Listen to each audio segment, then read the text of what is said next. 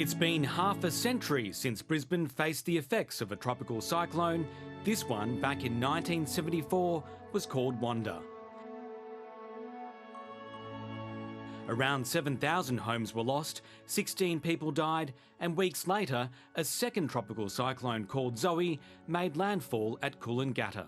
But no matter how well prepared we might be, if Zoe comes suddenly roaring in upon us now, we'll just have to go through it all again like a nightmare that keeps on coming back. Now southeast Queensland and northern New South Wales face another potential nightmare, tropical cyclone Alfred. This is a rare event to have a tropical cyclone in an area that is not classified as part of the tropics here in southeast Queensland and northern New South Wales. What we have here is three natural disasters in one: a coastal impact of significance, a wind impact of significance, and then the significant flash flooding and riverine flooding. That is something that they have not experienced for a long, long time, and that is what we're planning for. Alfred began as a tropical low that formed in the Coral Sea in mid-February, but soon strengthened. That was due in part to a combination of very warm sea surface temperatures as well as favourable winds and lots of tropical moisture pouring into the system. And a few days later, on the 23rd of February, it was named Tropical Cyclone Alfred, well off the north coast of Queensland and to the south of Papua New Guinea. Its path was uncertain. Once it was designated as a tropical cyclone, we did see Alfred move further towards the east and towards places like the Solomon Islands, and it did continue to strengthen, and we did reach a severe Category 3 status a few days after that. Beyond that, we have seen tropical cyclone Alfred track towards the south over the Coral Sea. It did sort of fluctuate in between a severe Category 3 and a severe Category 4 system. As the cyclone moved back towards Australia, it weakened. Yesterday, we did see tropical cyclone Alfred make a U-turn back towards the Queensland coast as a Category 2 system, and as of tonight, it sits around 300 kilometres to the east of Brisbane. Australia's cyclone season is from November to April, with the northwest coast between Broome and Exmouth in Western Australia the most cyclone prone, followed by North Queensland and the top end.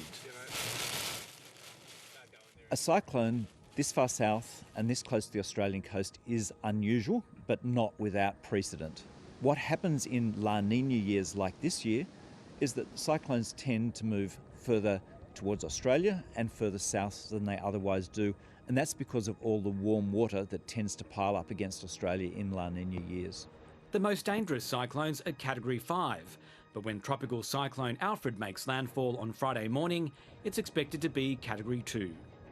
A Category 2 cyclone with wind speeds up to 150 kilometres an hour will cause significant damage. A cyclone like this one is going to impact on several hundred kilometres of coastline through the waves and storm surge that's associated with cyclones.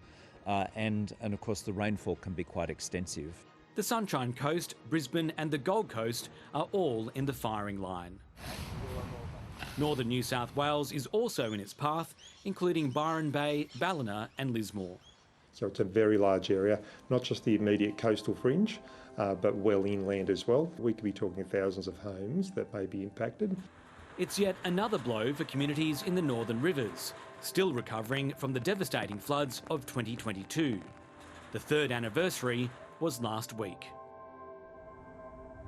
I said yesterday that we'd put the ADF on standby. We've now received a formal request and the ADF is now engaged. On the south side of the cyclones. We want people to be ready. This is not an ordinary event.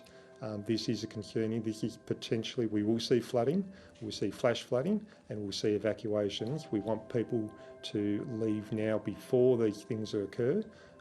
Otherwise, it makes it very difficult for them and for us later on in the event once the cyclone has passed over the coast.